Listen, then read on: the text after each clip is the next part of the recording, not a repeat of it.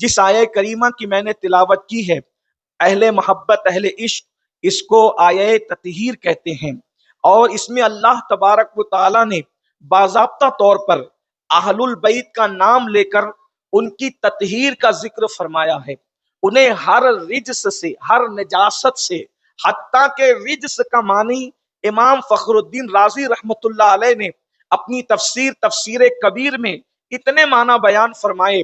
رجس کا ایک مطلب شرک ہے، رجس کا ایک مطلب کفر ہے، رجس کا ایک مطلب زنا ہے، رجس کا ایک مطلب بدکاری ہے، رجس کا ایک مطلب جھوٹ بھی ہے، رجس کا ایک مطلب شکوک اور شبہات بھی ہے، رجس کا ایک مطلب غیبت بھی ہے۔ امام راضی کہتے ہیں رجس کے جتنے معنی بن سکتے تھے اللہ نے ہر رجس سے اہل بیت کو پاک فرما دیا، ان کی تطہیر فرما دی۔ اب اللہ رب العزت نے تو آیت میں بیان فرمایا، یہ قرآن کا اعجاز ہے، یہ قرآن کا معجزہ ہے کہ قرآن اجمال میں بات کرتا ہے، قرآن کبھی تفصیل میں نہیں جاتا، اس لیے کہ کم و بیش 6666 آیتوں کے اندر پورا نظام حیات پیش کرنا ہے، پورا نظام زندگی پیش کرنا ہے، انداز بندگی پیش کرنا ہے، جنت کا نقشہ کھینچنا ہے، جہنم کی عذاب کو بیان کرنا ہے، انبیاء کے قصص بیان کرنا ہے، اس لیے قرآن اشارے دیتا ہے، اللہ اکبر، اور اجمال میں گفتگو کرتا ہے۔ یہ قرآن کی فصاحتوں کا عالم ہے، یہ قرآن کی بلاغت کا عالم ہے۔ اللہ اکبر، دنیا میں جتنی بھی زبانیں فصاحت و بلاغت کے اعتبار سے دعویٰ کر سکتی ہے، اس میں سب سے فصیح زبان قرآن مقدس کی زبان ہے، اس سے زیادہ فصیح زبان دنیا میں کبھی آ ہی نہیں سکتی۔ اللہ اکبر، قرآن اجمال بیان کرتا ہے، جگہ جگہ جب قرآن اجمال بیان کرتا ہے تو اس کی تفسیر کے اندر کہ اب اس کا کیا مطلب ہوگا بہت سے اختلاف پائے جاتے ہیں، یہ بھی قول ہے، یہ بھی قول ہے، یہ بھی قول ہے، مگر اللہ کے رسول صلی اللہ علیہ وآلہ وسلم نے آیہ تطہیر کے نزول کے بعد سارے اختلافات کا خاتمہ فرما دیا۔ جب آیہ تطہیر نازل ہوئی، انما یرید اللہ لیذھب عنکم الرجس اہل البیت ویطہرکم تطہیرا، کہ بے شک اللہ رب العزت نے یہ فیصلہ کر لیا ہے کہ ہر گندگی اور نجاست کو اہل بیت سے دور کر دی جائے گی، اہل بیت سے دور کر دیا جائے گا۔ اللہ اکبر، اور پھر فرمایا اللہ اکبر، تاہیر کے بعد پھر تطہیر کا تذکرہ بھی فرمایا۔ اللہ اکبر، انہیں مزید پاک کیا جائے گا۔ اور اللہ اکبر، اندازہ فرمائیں، ایک بات میں پاکی کے حوالے سے رکھ کر کے اصل عنوان کی طرف آنا چاہتا ہوں۔ پاک کرنے والے کی طاقت پہ ڈیپینڈ کرتا ہے کسی چیز کو پاک کرنا۔ مثال کے طور پر اگر کسی کپڑے پہ نجاست لگی ہو اور وہ کپڑا کسی بچی کے ہاتھ میں دے دیا جائے، اسے پاک کرو، تو بچی اپنے طور پہ پاک کرے گی۔ کس طرح سے پاک کرے گی؟ دھوئے گی تو دھبا رہنے کی گنجائش رہ جائے گی، اس کی ماں کے ہاتھ میں دیں گے، اس سے زیادہ طاقتور ہاتھ ہے، دھبا ختم ہوگا، لیکن جب وہ نچوڑے گی تو کچھ قطرے رہ جائیں گے۔ اسی طریقے سے اگر پھر کسی مرد کے ہاتھ میں دیں گے تو کمزور مرد اپنے اعتبار سے نچوڑے گا، طاقت مرد اپنے اعتبار سے نچوڑے گا۔ گویا کہ جیسی جیسی طاقت بڑھتی جائے گی پاکی کا مزاج بڑھتا جائے گا۔ یہ صرف سمجھانے کے لیے ہے، ملانے کے لیے نہیں ہے۔ قرآن کہتا ہے اللہ اکبر، فیصلہ کس نے کیا ہے؟ یہ فرشتوں کے ہاتھ میں پاکی کا مسئلہ نہیں دیا گیا، مخلوق کے ہاتھ میں نہیں دیا گیا۔ فرمایا انہیں پاک کون کرے گا؟ انہیں پاک کرنے والا اللہ ہے۔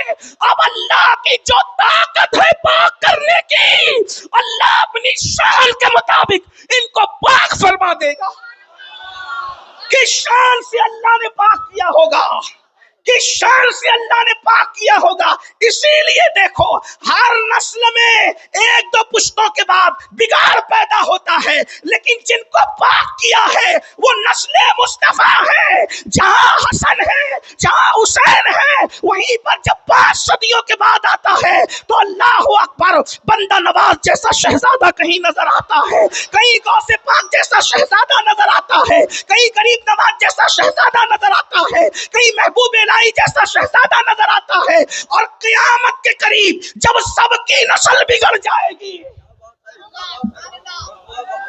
قیامت کے قریب سب کی نسل بگڑ جائے گی، کتنی بگڑے گی؟ اللہ کے رسول فرماتے ہیں کپڑے پہن کر بھی عورتیں ننگی رہیں گی، تو کس کس کی نسل کی رہے گی وہ بتاؤ نا، ہے کس کس کی نسلیں تو سب کی ہوگی، کس کی باقی رہے گی کس کی ختم ہو جائے گی. لیکن اندازہ فرمائیں گلبرگہ شریف والوں، گرد و نواز آنے والوں، اہل بیت کی شان سمجھتے جانا. اس لیے کہ کوئی خطاب تو ہونا نہیں ہے، لیکن بات توجہ سے سنے، غور فرمائیں. قیامت کے قریب عورتیں کپڑے پہن کر بھی ننگی رہے گی، مرد ایسے راستوں میں زنا کریں گے جیسے جانور جو ہے راستوں کے اندر اپنی خواہشات کو پورا کرتے ہیں. غور کریں، یہ حالت ہوگی. لیکن جس وقت توجہ فرمائیں، لیطہرکم تطہیرا کی برکتیں، لیطہرکم تطہیرا کی برکتیں، جب اوروں کی اولاد راستوں پہ زنا کرے گی، جب اولوں کی اولاد میں کپڑے پہن کر عورتیں ننگی رہے گی، جب لوگ سود میں ڈوب جائیں گے، تب بھی لیطہرکم تطہیرا جن کی شان ہے، اس گھرانے میں ایسا بیٹا ہوگا جس کے پیچھے عیسیٰ جیسا پیغمبر نماز پڑھتا نظر آئے. لیطہرکم تطہیرا، لیطہرکم تطہیرا کی شان، یہ اس شان سے اللہ نے انہیں پاک کیا. لیکن اب یہ کون لوگ ہیں جنہیں اللہ نے پاک کیا؟ یہ آیت نازل ہوئی ام المومنین ام سلمہ کے گھر میں، اور جب آیت نازل ہوئی تو حضور اکرم صلی اللہ علیہ وآلہ وسلم نے جو ہے وہ فرمایا اینا فاطمہ، سیدہ موجود تھی، اور اینا فاطمہ کہاں ہے، اپنے دائیں طرف بٹھایا. پھر اس کے بعد مولا علی کو بلایا، اپنی بائیں طرف بٹھایا. آپ کی توجہ میری طرف شاید یقیناً ہے کہ نہیں یہ میں نہیں جانتا، ہاں کیونکہ میں چھوٹی کرسی پہ بیٹھا ہوں تو لوگ آپ کے سر نظر آتے ہیں، آپ کے چہرے نظر نہیں آ رہے ہیں. لیکن امید ہے کہ مجھے تو آپ کی توجہ کی ضرورت کم ہے، جو میری پشت پناہی کر رہا ہے اس طرف حضور بندہ نواز کی توجہ درکار ہے. حسین پاک کا ذکر حسینی کی چوکھٹ پر ہو تو یہ میرے مقدر کی معراج ہے. ہمارے وہ ناظرین کہہ رہے تھے کہ میری کیفیت میں جانتا ہوں. ہم نے کہا یہ آپ ہی کی نہیں، یہ سب کی کیفیت ہے. ہاں اس لیے کہ بندہ نواز کو سبق سنانا، استاد جتنا بڑا ہوتا ہے نا وہاں اتنی محتاط بات کرنی پڑتی ہے. ہاں تو آپ غور فرمائیں ذرا، عرض کیا کر رہا تھا، توجہ کریں. آپ میری بات اگر باتیں بیچ میں آپ کرو گے نا، اٹھک بیٹھک کرو گے، مضمون میرے ذہن سے نکل جائے گا. خدا کے لیے آپ ایسا نہ کریں.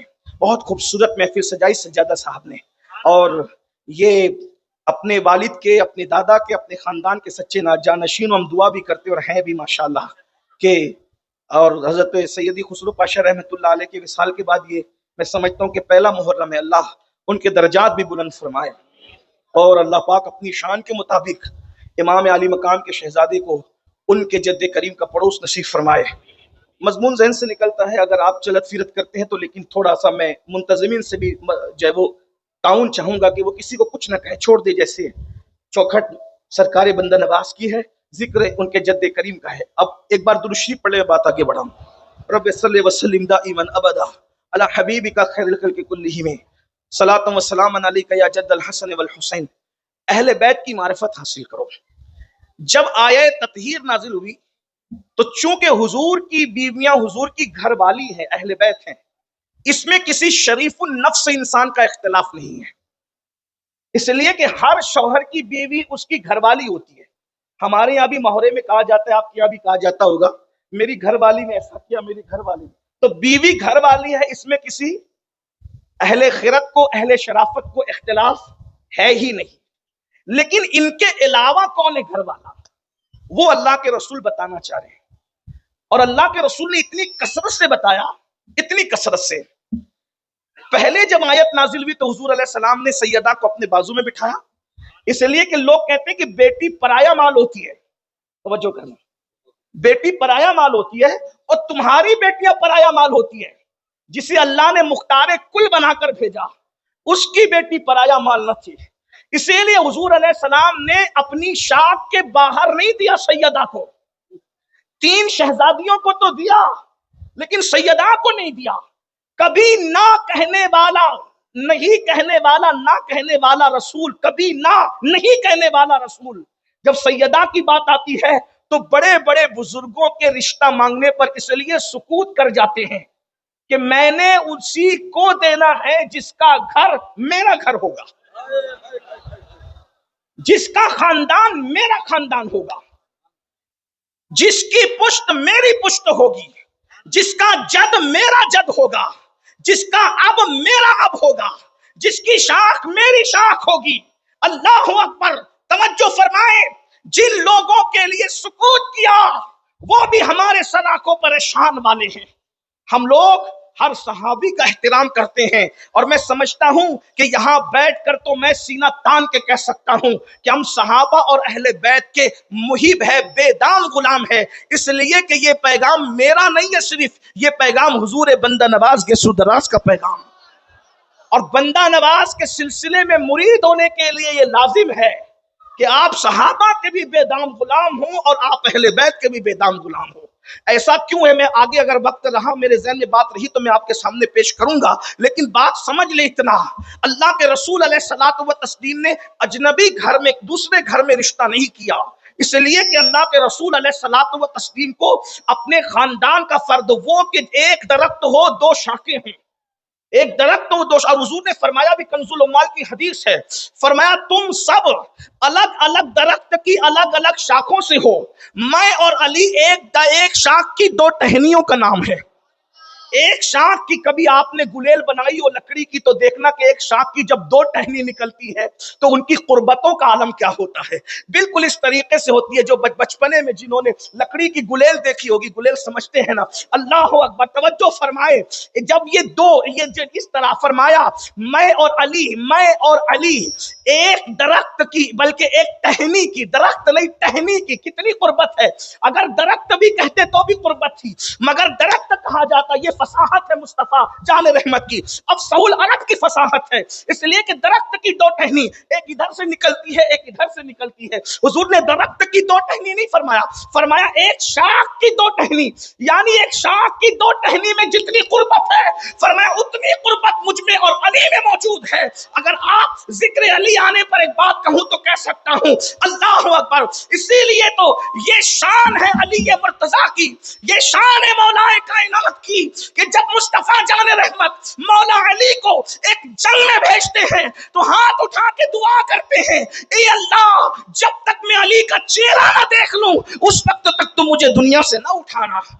مولا مشکل کشا کو بلایا، علی تم بھی بیٹھو، سیدہ کو بلایا تم بھی بیٹھو، امام حسن کو بلایا تم بھی بیٹھو، امام حسین کو بلایا تم بھی بیٹھو، چاروں کو بٹھایا، اور چاروں کو بٹھا کر حضور نے خیبر کی بنی ہوئی کالی چادر، جو حضور کو بہت پسند تھی، خیبر کی بنی ہوئی کالی چادر جس پہ اونٹ کے کجاوے کی نقشی بنی ہوئی تھی، حضور نے وہ چادر اپنے اوپر ڈال دی، چادر ڈال دی۔